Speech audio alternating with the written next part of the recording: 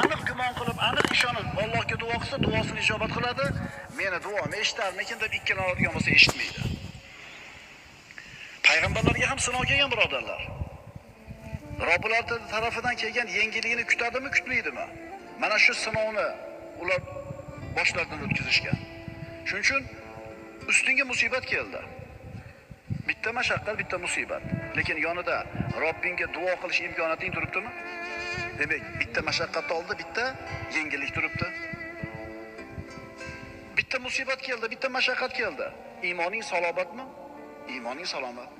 Duoying ijobat bo'lishiga ishonching bormi? Bor.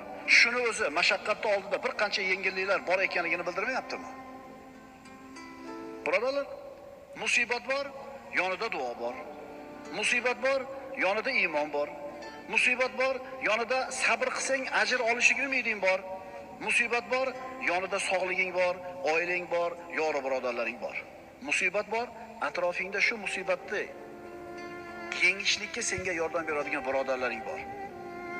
Birodarlar, inna ma'al usri yusra.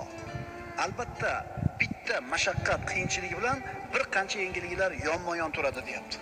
Shu yengilliklarga qarashni o'rganaylik, shunga odatlanaylik. Hali 10 rakat o'qiladi, abedkimi? Ma'sum zot sallallohu alayhi vasallam. Soat 1dagi 10 rakat o'qiysan. Necha rakat o'qidiradi? Uning do'sti Halili Abu Bakr Siddiq bilan o'tirar ekan. 10. Mushuklar g'orda og'ziga kelishdi.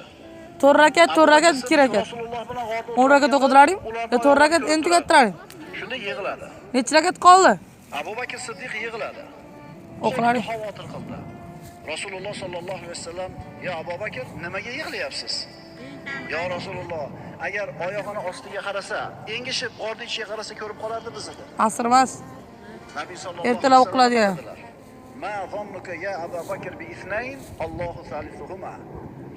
3-sheriga Alloh bo'lgan ikkita odam haqida qanday gumondasiz?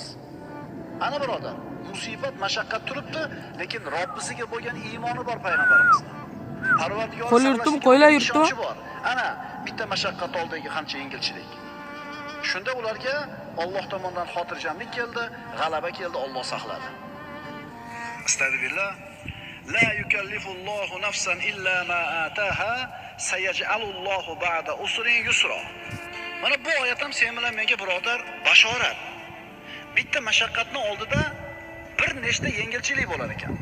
Bitta qiyinchilikning oldida 3 ta, 4 ta, 5 ta yengilchilik bo'lar ekan. Endi bitta mashaqqatdan keyin ham ko'p yengilliklar bo'ladi. Tushunyapsizlarmi?